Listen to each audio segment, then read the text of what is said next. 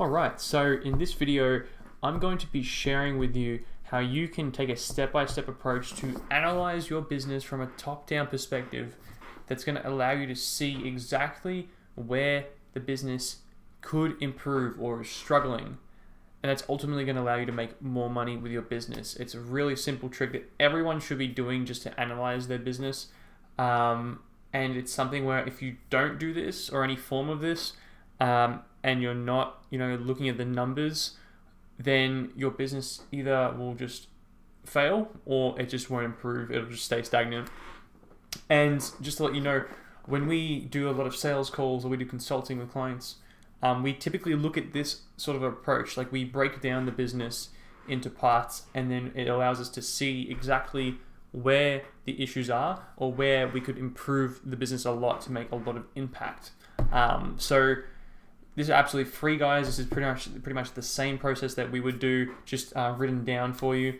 So definitely, if you want to make more money in your business, you're not sure where to improve, run this sort of analysis on your business, and it'll do much better in the long run and in the short term. Trust me on that. So let's break it down, guys. So first, I'm going to go through a concept of a business quickly. It might sound dumb, but I think a lot of people have a strange idea of what a business is. So let's just break it down very simply. A business is when you provide a product, a good or a service, in exchange for a reward, which usually is money. So you're providing a product for money. Those are the two sides of a business. So we can already break this down into two parts, right? So we're already able to split this. So you got the money part, the how much you can make from a customer, which I'm going to call the acquisition of a customer. So that's sale. Let's just call it a sale. And then B is the product itself. And this could go into a lot of things. So the actual service. So let's put it down the middle there. We already got two main parts of this business. So you can see here in the in this Lucid chart, the business. Then we have acquisition of a customer, and we have fulfillment, which is your product or service. Now, I'm going to just to keep this to a timely length, I'm going to just be going through the acquisition of a customer, the actual making the sale side of things, as this is what we really, this is our bread and butter as a marketing agency. But also, just know that we'll do this in a future video, the fulfillment of your product or service. That's a whole nother ball game, which has so many other deeper things going into it that we also look at. But again, that'll be a future video. So let's jump into it, guys. So the money side of things, the acquisition of a customer. How do you actually get that sale? This is what you want to be breaking down. If a business can maintain a very profitable acquisition, customer acquisition, then basically they have the room to grow. They will succeed. If you think about it, guys, if you sell a $50 product, say your average cart value over a year is $200, and you acquire a customer for $100, then you're only getting a $100 profit margin on your customer, right? And then there might be other things, for example, software costs, employee costs that you don't take into consideration when you think of your acquisition of a customer.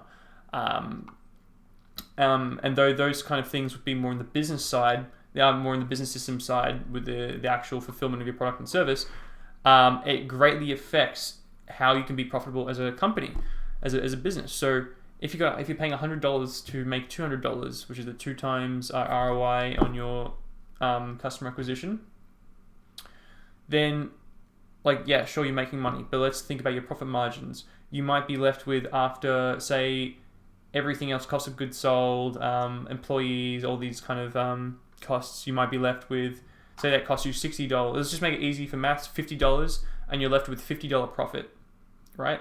So your profits are 25% profit, all right?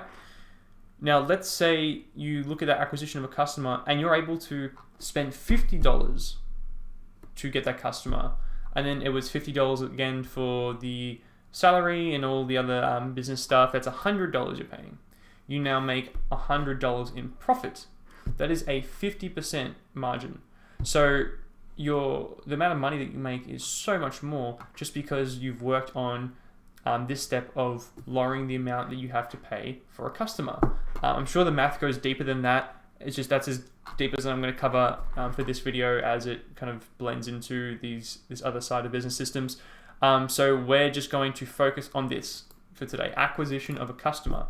And a lot of the time when I work with clients, usually service-based clients, I'll do this for, because if it's a brand, we'll typically work with their business systems as well. But let's say if it's a service-based client, a lot of the time they have their product and their service, their customer service, that's usually what they're great at. So I typically don't have to touch that kind of thing. So let's say I'm speaking to a service-based client. All right, cool. What do you need? Well, they don't have, like, for example, one person would say, I'm able to get a lot of sales when I have calls, for example, and I'm able to fulfill all this. I have a coach with me that helps, that's all fine, but I just can't get enough calls. It's like, okay, perfect. So we've already broken this down into another step. So that's why we do this kind of like metaphorical like pyramid of like breaking down the problems, because now we can go deeper into why that problem exists. But let's just break it down into what it possibly could be. So, because that situation might be different. Maybe they have plenty of leads, but their sales are terrible, right? So let's look at it. So you would then think to yourself, okay, what part of acquiring a customer am I struggling with? Like, why is my acquisition of a customer so damn expensive? And guys, just so you know, if you don't know that it's expensive, if you don't know the numbers of like how much it costs you to acquire a customer, that's number one mistake right there. You don't know how much you're paying to get a new customer. You're not going to be able to scale your business, simply because guys, it's a numbers game. And if you're not working around that number, then eventually, like, you won't even know if you're profitable or not. You won't know if you're making money in the long term. So you have to know this number. How much is it costing you to acquire a customer? So break that down. Break down your cost of goods sold, your employees, blah blah blah, all that, and then add it up and see how profitable you are. Make sure you know these numbers, guys. That's the first tip I'll give you. Well, I'd say the number one tip I would give you, not the first tip. Now let's break this down. So if we look at an acquisition of a customer, what are there? There are two sides. There's lead generation and there is sales. So lead generation, how are you getting that lead, or how are you getting that person to know your company? And then how are you actually selling to them in broad terms? So if we think of it like a service-based business, a lot of the time they will do, they'll get people booked for sales calls, right? So someone who books for a sales call, that's a lead, right? So how much is it costing you to get a lead? That's a very important thing to know. And then you have sales. How are you going with actually turning that lead into a sale? And these both have their own numbers. And you'll see here, if you have a good amount of lead generation, if your cost per lead is quite low, then you're going to want to look over here at the sales, and then you'll see your sales data and think, okay, well, I have to change this, this, and that in order to fix the sales, and that's going to eventually fix my acquisition of a customer. So let's go deeper into lead generation. Apologies, I'm a bit of a noob with Lucidcharts.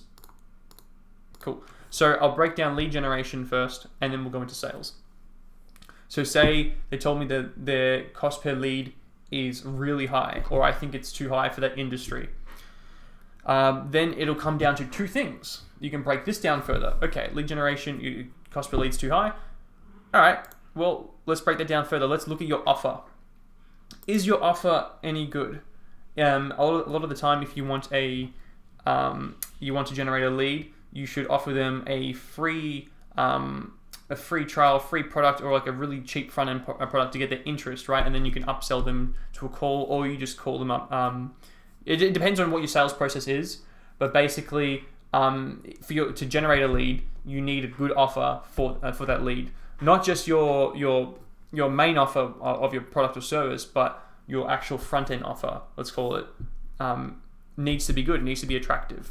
That's the first thing that's going to affect the cost per lead. Do people actually want it, right?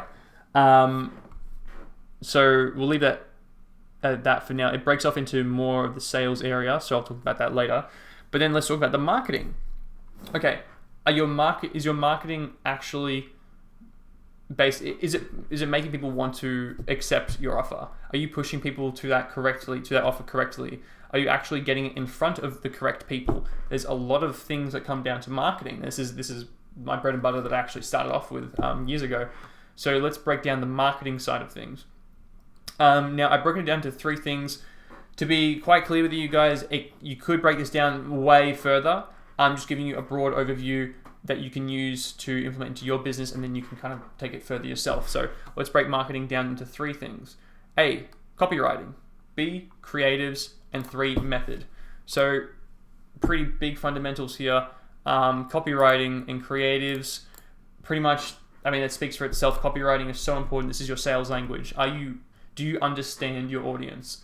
Do you actually know your client avatar? Do you know how to speak to them? Have you tested which kind of copies will sell? Have you really taken the time to master the copy for your specific industry so that you can make the most money? Because copywriting a lot of time will very directly affect lead cost. If you have really good copywriting that resonates with your audience, then your lead generation or your cost per lead will be lower. And there's creatives. Creatives is pretty straightforward. You have to be testing creatives, look at the market, look at your competitors, what kind of creatives are they doing? Can you do similar creatives to that? And see if you can test different creatives, get a winning creative. And then even once you have a winning creative, always try and test new things. It's always better if you can be the first to a good idea, then you're going to make way more money than if you're just replicating. So of course you want to replicate what's working, get a good creative, a strong creative that is also going to decrease your cost per lead, and then keep trying to improve it. That is always going to help you with your cost per lead. And then thirdly is method. So by method, I'll break this down again. So this is just basically the platform that you're using for your marketing. Is it Facebook ads? Is it Google ads? Is it emails? This could be 1,000 things. It could be organic. It could be a website. Like honestly, some people come to me with websites and say, "This is my lead generation. Why I'm only getting? I got a website. I only have 5 calls per week. How can I get more?" Okay, well I can straight up say, well, your lead generation, it's not your cost per lead. It's just the volume per lead. So if your cost per lead's fine, but your volume of how many leads you're getting is too low, then let's look at how you're getting your leads. Marketing. We'll go into your method. Boom, you've only got a website, you're waiting with organic traffic, we can pump that up with paid traffic. This kind of thing. I'm not going to go through each platform. That's for another day, but basically you can see, okay, maybe this specific industry, what I'm offering resonates way better with people, or just works better with people in Facebook ads or Google ads. There's not always a rhyme or reason why something works, but it's important that if you're looking to scale, you are testing different platforms, or at least taking into consideration that the platform might be the reason that your cost per lead is really, really high, or not high enough, or not low enough, or you're just not getting enough volume. And then that can go down to actual ad spend as well. We can break that down even further. Especially if it's volume, do you just need to increase your ad spend on these platforms? There's a bunch of things. And they're not all, it's not all you have to do one or the other. You just have to look at it analytically and see, if it's a volume thing and I'm looking at the method and I'm only doing this and this, maybe we either need to put more money into it, or we just need to change the method. We need a different method, and we can base that on our competitors, right? So that's pretty important. Now let's go back to sales, guys. So there is lead generation, right? Once you have a lead, what can you do with it? So let's just zoom in here. Please bear with me, guys. So once you have a lead, what do you do with it? You can have a low cost per lead, but then your actual customer acquisition is still going to be really expensive because your sales process sucks. So let's break down the sales process even more. So if I find someone's lead generation, lead cost per lead is good, but they're still got a high customer acquisition, then most likely, it's your sales systems that are just no good. And we can break this down to a few things. So we have automation, we have closing, and we have an offer. So I have offer here as well, because obviously this is your actual big time offer. This is what you're offering, especially if you're a service-based provider and you're on a sales call. your actual offer, like your main product, it still has to be a very good offer. But the better your offer, the easier your sale will be, and the lower your cost per acquisition will be. Automation, and we can break that down even further. So we can say pricing. Oh, okay, let's just say I've missed here. Obviously, quality comes here, and then there's pricing, and then there's upsells. So, are you pricing it is it a good price that's going to allow you to be really profitable and basically lower your cost per acquisition? And do you have upsells? Say you're just a brand, right? Maybe you're not doing like high ticket services, you're just a brand. Are you upselling enough to actually make your cost per acquisition low enough? So if you upsell, basically that's going to increase your average order value, your average car value, whatever you want to call it. It's going to make one customer make you a lot more money. So the cost, whatever it costs you to get that customer, is now, if you look at it in a percentage, it's lower because you've now made more money from that person, and that's going to basically allow you to make more money from one customer. Your acquisition of a customer is going to be cheaper, and it's going to allow you to scale more because you can put more money back into your business. Super important. Let's look at automations. So when it comes to sales, automations are so important. It's like back in the days, like you see movies in the 80s of salespeople. They get leads, call as fast as you can, call, follow up. Do you have processes in place that is going to get these leads onto a phone call with you, or will get these leads in front of your offer, your main offer, whether it be through emails or texting or SMS campaigns, or just having salespeople who call up people as soon as they turn into a lead? If you have a really efficient system, then you'll be following up those leads a lot better, and you'll be getting more customers from less money because you actually convert more of your leads into sales. So that's really important. Looking at your actual automation systems, do you have any? And a good way to kind of figure this out, like this kind of number, is look at your leads and look at your sales. What's your percentage? What's your conversion rate on your leads to sales, basically? If it's low, then you need to increase it. Then you need better automations. You need, basically better automations. If it's high, then that's perfect. You're doing really good. That's exactly what you want. And then again, maybe it's a thing of volume, right? So this is how you can kind of decide what is causing this. Now let's look at closing. So closing specifically is for high ticket services, but it's a pretty big skill that comes to sale when it comes to sales. You could also replace this with say a sales page, because some people do just sell their high ticket product through just a sales page that they'll send people to.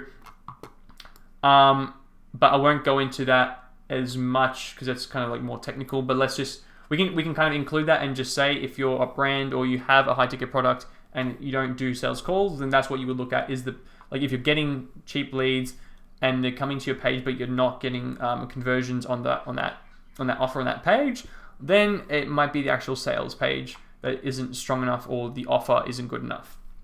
So you now know what to look into and what to test.